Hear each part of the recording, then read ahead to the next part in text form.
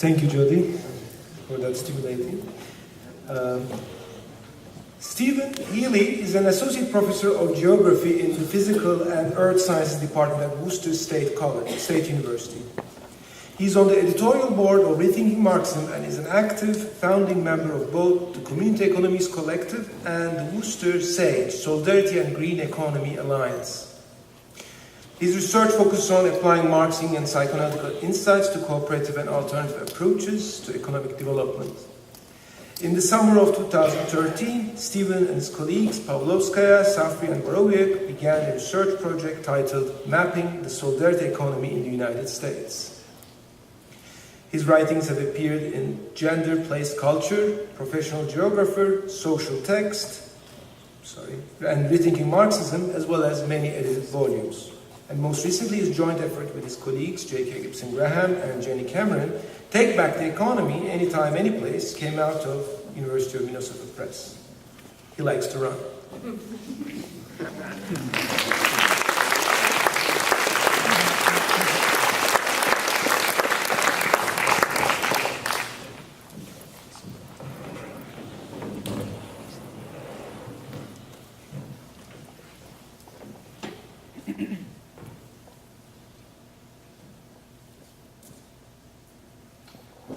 Good evening, everyone.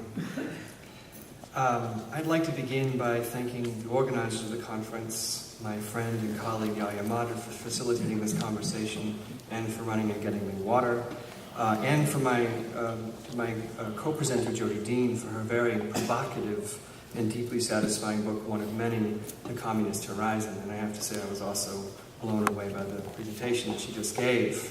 My visuals are not nearly as compelling, I'm afraid. So I wanted to begin by clearing up a common misunderstanding of the term post-capitalism that shows up at the beginning of Dean's book in relation to J.K. Gibson Graham and the work of the Community Economies Collective.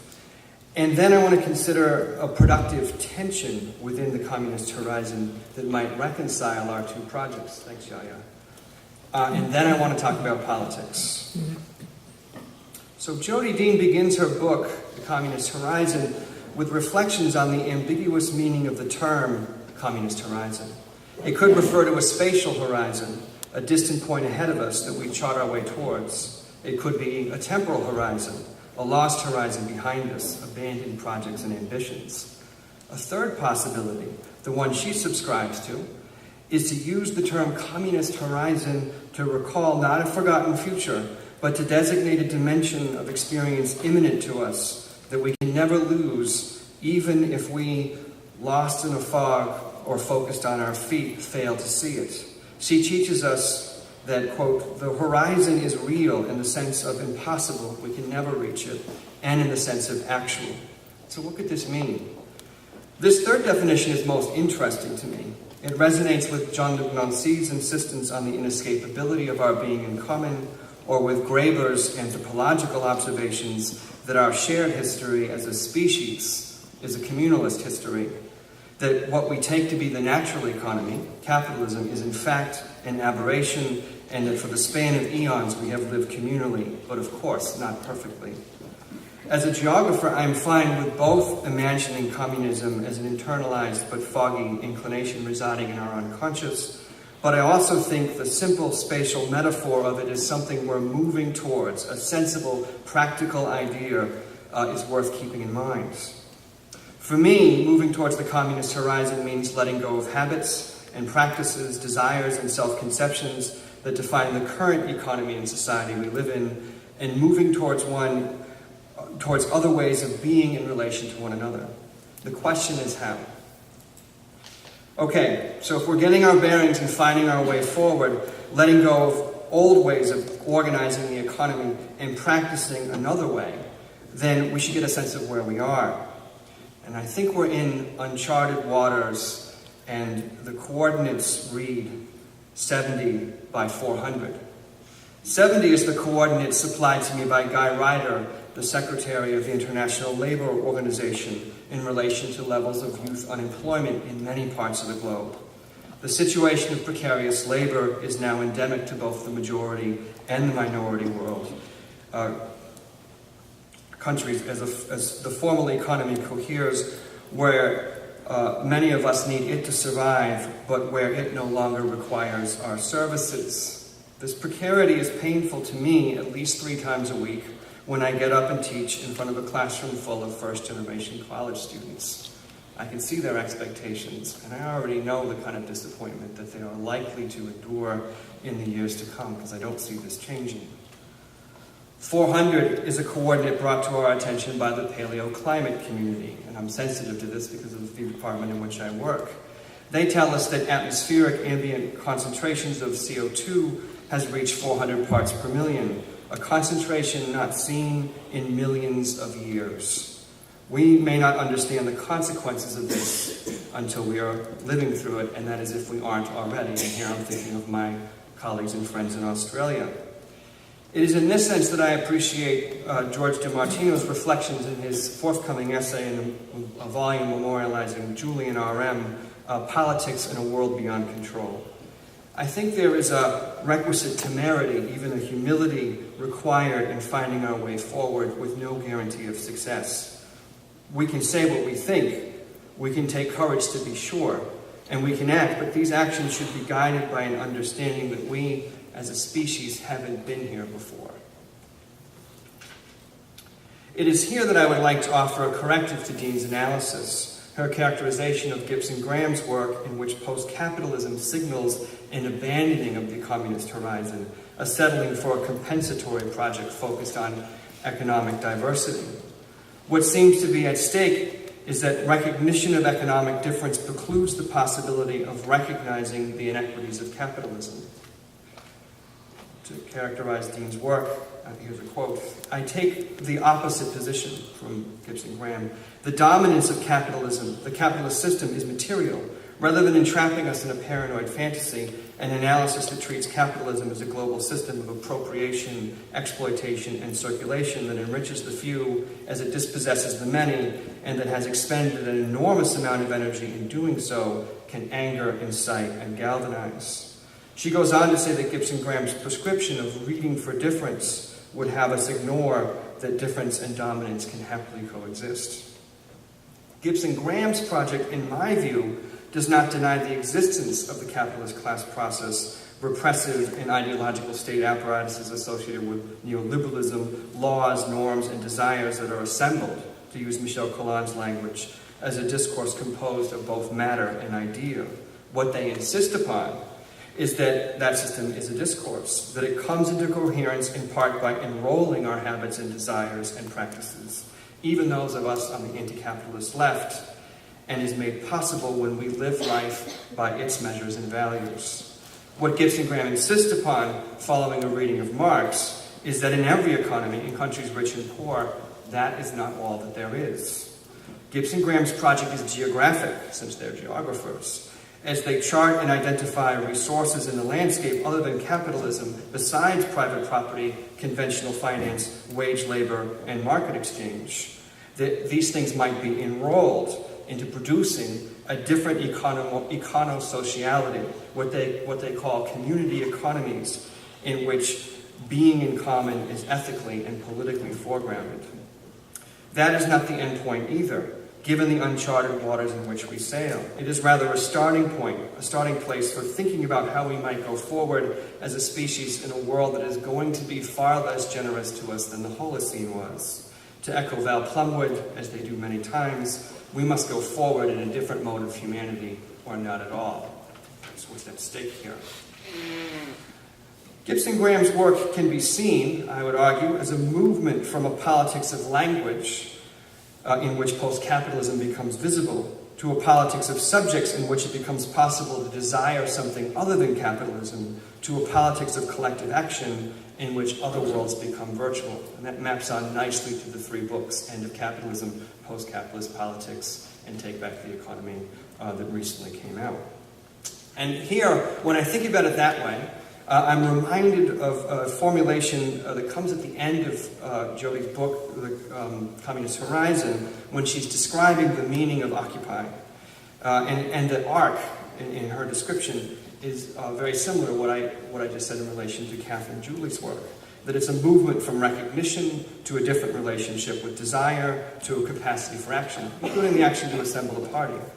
Okay, so initially she characterizes it this way. Step 1, Occupy encounters the lack in the big other, that is, the incompatibility of capitalism with the people, the corresponding failure of liberal democracy precisely insofar as its capitalism's political form and the overall decline of the symbolic efficiency characteristic of commutative capitalism. Second, Occupy responds by asserting its own lack, whether as precarity, debt, unemployment, or foreclosure, non-knowledge, no one really knows what to do, how to create a functioning egalitarian system of production and distribution, or incompleteness. The movement isn't a whole or a unit. It's composed of multiple conflicting groups and interests. And then 3, Occupy names or represents the overlap of those two lacks. From my reading, Jodi's 3-part movement parallels the end of psychoanalysis, in which the analysand, the patient that is, in seeing the lack in the other, even the big other, no longer experiences their own lack, their own incoherence, their own lostness as a sign of their own deficiency or a reason for shame. In this, we traverse the fantasies that had previously covered over this lack. It is this internal reconfiguration that allows for a new relationship with desire, in which even the possibility of trying and failing does not persuade the subject to cede their desire, the only sin of which we can be guilty.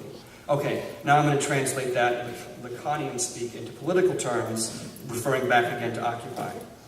Right? The recognition that the other lacks, that they, the capitalists, have no idea what they're doing, and they have no idea what to do next, is what gives us permission to not cede our own desire for communism. Even if the path to that communism is not clear to us, our own lack is no longer an excuse. But this process works because we can see capitalism is not a system. It does not cohere. That, as Resnick and Wolff have put it, it is a system that is always in crisis. That the capitalist class process is at best a domestication of the contradictions that its approach to surplus appropriation engenders. While this is a material process, it is also one that takes place in an imaginary register. To say that capitalism has an imaginary dimension is not to deny its materiality, but to add a dimension, a register in psychoanalytic theory where discourse meets desire and enjoyment. I would submit that what stands in the way of recovering this imminent but foggy communist horizon is the capitalist imaginary, an imaginary that imparts order to our economy, our relations to one another, and ourselves through fantasies. Gibson Graham's term for this coherence is capitalocentrism, which works to paper over the constitutive antagonisms of class process, which Jodi identifies as the real of class, with fantasies of market equilibrium, individuals expressing their preferences, meritocracy, and much else beside. And actually, I think Jodi's presentation could add to the list of fantasies that surround how we are in the context of communicative capitalism, right? We market ourselves, and that's what we teach our students, even though it's not very satisfying to any of us, or at least not to me. Okay, so forcing the two lacks together coincide interrupts the coherence of this imaginary, opening up the possibility for a different framing of both economy and our relations to one another. For us, the void that opens up, to borrow from my friend Gerano Selchik, as this fantasy is interrupted, reveals that capitalism has never been all that there is. Timing is everything in this process of interruption, as Judith Butler recently wrote in her piece on economic performativity. The analyst in psychoanalysis waits for those moments when the coherence of the patient's speech, for example, how their mother ruined their life, for instance, misfires, right, where there's a hitch in the discourse. And in those moments, it becomes possible to suggest other ways of looking at the situation, other frames for understanding it. This is the means by which fantasy is traversed and new relationships with desire come into being. And from that, for me, would follow new practices. Okay. It is in this sense that we offer the diverse economy framework as a reconfiguration of the landscape. Here it is again. Kath had it up last night. For example, in relation to diverse enterprises, Gibson Graham points out that it is presently possible to see multiple class processes, different ways of producing, appropriating, and distributing surplus. Some that are desirable, like the communal form, and some that are not, contemporary instances of slavery, feudalism, and of course, capitalism. Capitalism here is regarded as internally differentiated. While there are mainstream capitalist corporations, there are many that have internalized social, ecological, or economic concerns in relation to their governance. We find this an interesting leverage point in thinking about how to admit community economy concerns into political discourse. Right? They've said it sincerely or not. We can hold them accountable to it through social movements.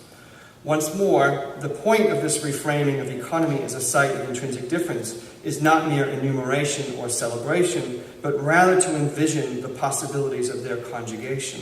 For example, CAF supplied us with 3 examples last night of a post-carbon solar industries in Australia that have drawn upon elements of the diverse economy. Different organizational forms, that network of prosumers, of solar producers, linking together to form a political party to advance their concerns. Different kinds of labors, a worker cooperative in the Latrobe Valley, a decimated area in Australia, to produce solar technologies in a cooperative context. Different forms of kind of comprehensive planning for Australia, including a plan to make Australia completely carbon-free by 2020, in just 7 years' time. And they did the math to make it happen. Okay, so these initiatives frequently require the state, and that can be part of what gets enrolled into making the construction of these community economies possible. It's here that economic difference suggests a post-capitalist landscape in which capitalism is not all, but also a post-capitalist governance in which we might enact non-capitalist ways of organizing the economy. Seeing things this way also makes it possible to perform work as activist scholars more effectively. Right? That's the social location from which I operate. Instead of engaging in what James Ferguson describes as the politics of denunciation, it becomes possible to play a part in constructing other worlds. The act of doing this scholarship itself with others is for us a moment in which community economies and communism begin to cohere, even as its contours remain a bit foggy. Just to give you some examples. I see in the work of the Community Economies Collective a bit of what Michael Hart called for in his recent essay on Foucault's work, and a call to move beyond the left project of critique. He, like Latour, feels that just being critical is a project that has run out of steam, and that in looking for alternatives, and here I quote, "One place to start is with the forms of militant research that have emerged in recent years, both inside and outside the academy, which understand the locus and theory production of knowledge as taking place primarily in collective social struggles." So I like to see the CEC's work as an instance of what he refers to as militant biopolitical research, an effort actually at crafting a new way of living, right, which is the biopolitics deployed in a positive context. Okay, so the CEC does its work in collaboration with others to help enact non-capitalist and collective approaches to governing economic spaces. Using, for example, and here I'm referring to my colleagues Kevin St. Martin's work, communal knowledge of ocean fisheries to develop community-based resource management policies as opposed to conventional biofisheries sciences. Expanding networks of worker-owner cooperatives, and here Janelle has played a crucial role in advancing the Valley Alliance for Worker Cooperatives initiatives. Mapping solidarity economy institutions as a means for facilitating their interrelationships and working on campaigns at the local and state level to facilitate their efficacy, what we're doing at SAGE right now. Charting the means for communities in the Philippines to create more secure food systems in urban areas that are increasingly subject to an unforgiving climate. Like the greater intensity of typhoons in that part of the world is a real issue. Looking at gender equity in the Solomon Islands, I no longer have images associated with this, exploring the potential of alternative food systems in the United States, charting community management approaches to open access resources in the former Soviet Union. This list could go on and on, much else besides. And so many of these initiatives we've observed have been focused on working with others to measure the community economy as a basis for producing different values and different means for collective action. There's a metrological focus at work here. These are really, as I said, these are really just a few of the projects, and I don't mean to suggest that by themselves they represent a new politics, militant or otherwise, but I do wonder if they help us to recognize that these sorts of experiments are arising all around the world, in countries rich and poor, ongoing efforts that have been there all along but have just escaped our attention. It also means for many of us that we can teach about communism as something sensible, desirable, practical, and most importantly perhaps already here, imminent to our experience even though we were previously unaware of it. For me, it's this combination of collaborative research, the recognition of the 1,000 alternatives that have emerged with the demise of TINA, plus pedagogy that creates the conditions for a militant biopolitics.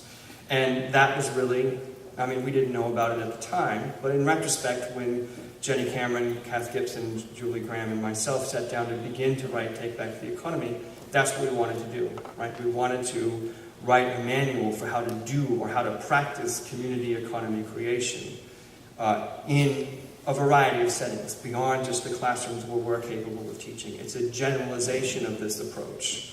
And for us, again, it's a type of political practice. So one of our more this recent effort I was just referring to is the publication of Take Back the Economy. So the goal of this book is to make visible efforts by communities around the world to practice non-capitalism, different ways of working or not working, collective approaches to managing physical, cultural, biological, and knowledge commons, communal ways of organizing enterprises, ethical ways of engaging in exchange, and collective means for investing in a future worth living in. Take Back the Economy continues the work that was begun in a post-capitalist politics. Each chapter of the book takes up with one of these dimensions of economy, initially discussing how they're usually understood. And then, by means of what we're calling tools here, and these are the conceptual tools behind me, we work through what it might be like to manage these aspects of our lives as if other people and the planet matter. In other words, in ways that recognize the ethics of interdependence constituting community economies. The tools that we have here are borrowed or modified and deployed in ways that allow us to think through concrete efforts at enacting other worlds.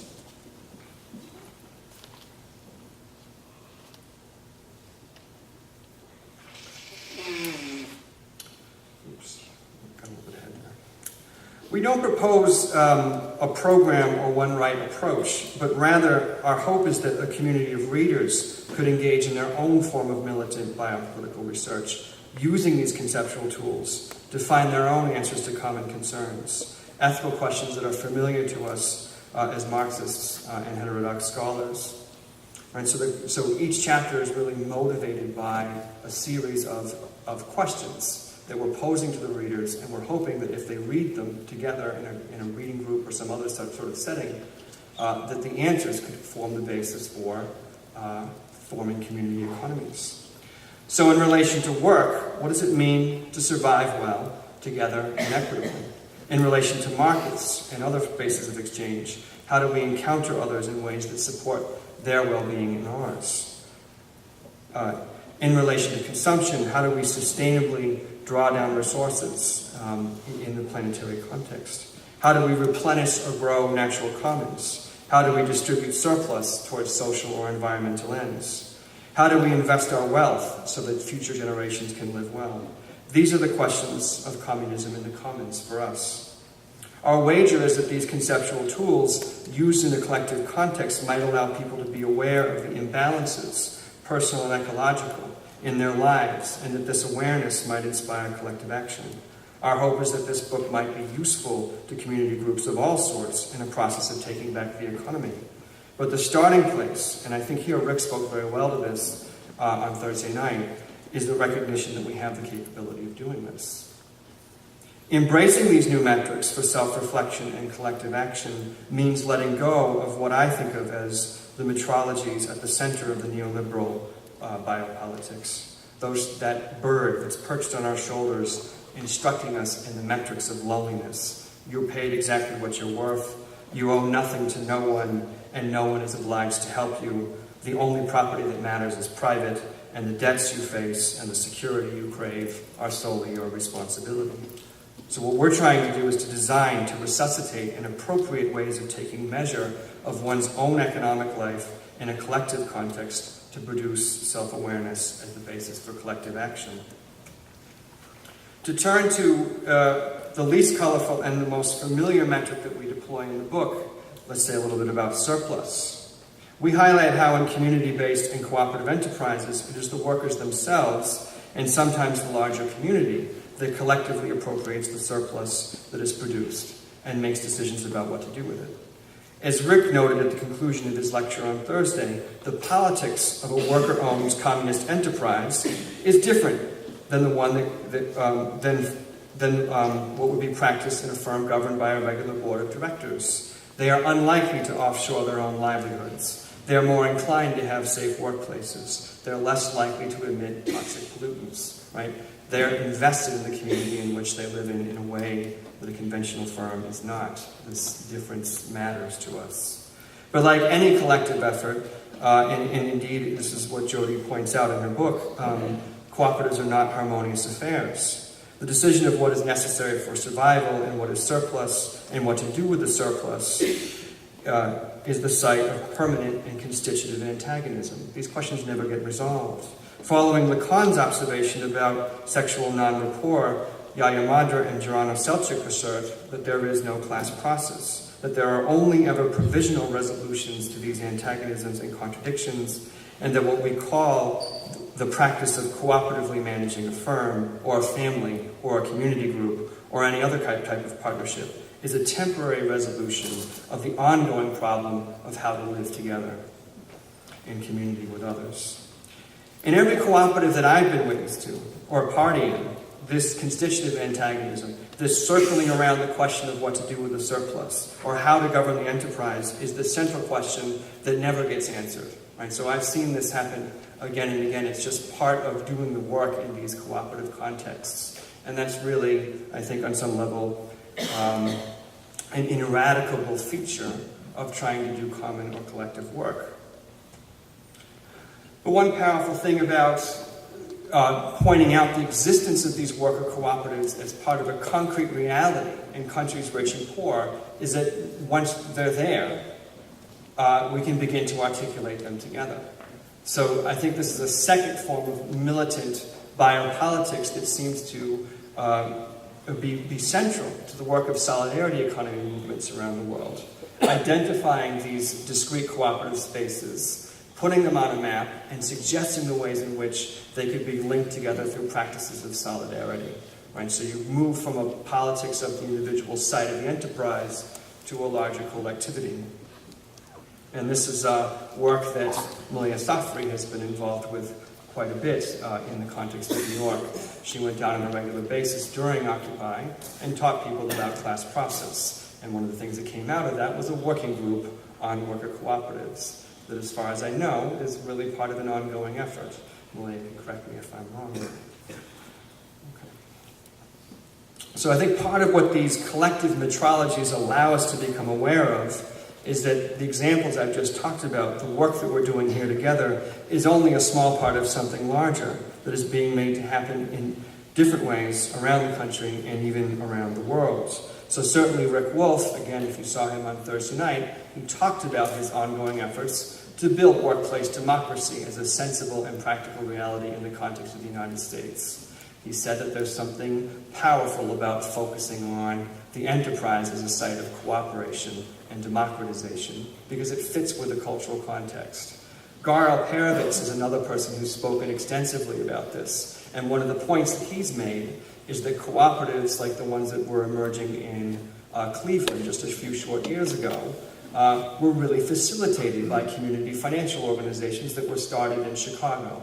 Right? So we can begin to see linkages between cooperative finance, the construction of cooperatives, and the proliferation of the model. In the case of Evergreen, that experiment is being replicated in cities throughout Ohio that are all in the same sort of situation: Richmond, California, Pittsburgh, Atlanta, Springfield, Massachusetts. Some of the people in this room are involved in that initiative. And then in its most figurative form, in the context of Worcester, Massachusetts, where I reside.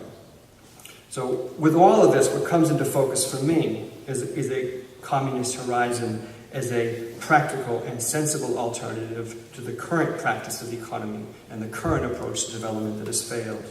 To be sure, it is a future we are charting our way towards, but given the existence of these institutions, it is a horizon that's already here, imminent to our own experience. We're just unaware of it.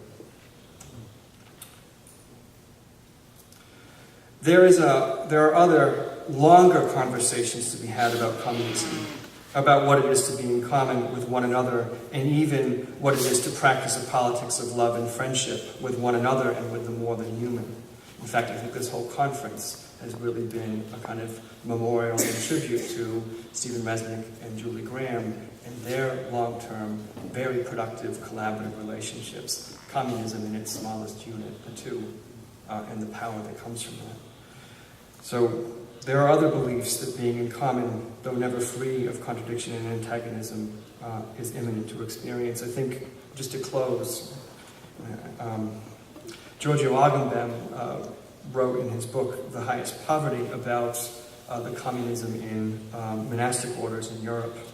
And he pointed out that what they did to take back economy through the monastery was to engage in devotional practices of accounting. They had their own sets of metrics. When to pray, when to work, when to be silent, when to eat, when to be with others, and when to be by themselves. And that the point of those metrologies that would have made Taylor blush, the level of detail, the number of hours of days in which they were involved in being aware of those practices and their relationships with one another, became a devotional metrology. It allowed, I suppose, the practice of being in common to suffuse their life and to become a mode of being. Communism as a mode of being. Now, I really only put this picture up for two reasons. One is that if you look at the sun, it kind of replicates Jodi's glorious cover on her book. And the other is that about 21 of us, and many of them are here, spent a week in this monastery in Bolsena, Italy. It was right next to a church where the miracle of the bleeding Eucharist was happening, a kind of practice of transubstantiation. And we went on a writing retreat, and we worked in common.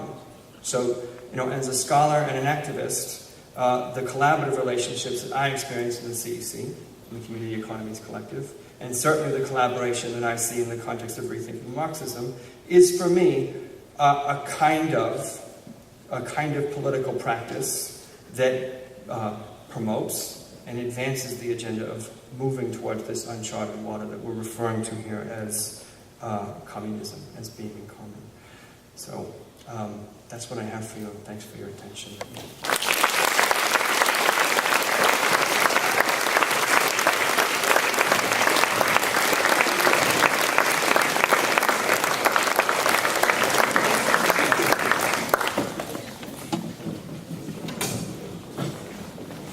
There are microphones. There's one over there, and there's one next to the camera. If you'd like to pose questions, you can line up. All the comments. Yes.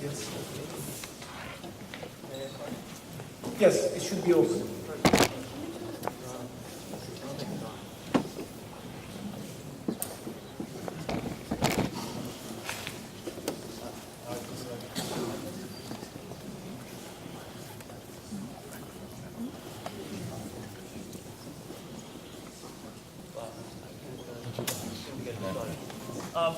I live in Manhattan, and I saw Occupy Wall Street from beginning to end. And what struck me about it is, of course, it was not a communist movement, so it had none of the components that the first speaker spoke of. So it wasn't even a question of here is a communist movement. And Manhattan, a very fairly liberal city, couldn't even tolerate Occupy Wall Street. I mean, I saw what the police did to Occupy. They utterly demolished it in every way they could. So for me, the question is, capitalism is all about class rule. It can permit certain things, but what it cannot, of course, tolerate is class rule. And I was wondering, what both speakers would say about the fact that it's okay to speak about communism, but without, political dominance, without the dominance of a working class, which the Bolsheviks call, whether you like it or not, dictatorship of the proletariat. That's the one thing that capitalism cannot seem to tolerate. And the other question that I think is somewhat related is that I noticed the visuals of the first speaker had Libya, Egypt, there was some Black Power visuals, Tunisia, Wisconsin, Occupy, of course, none of which, of course, were communist, and all of which were, finally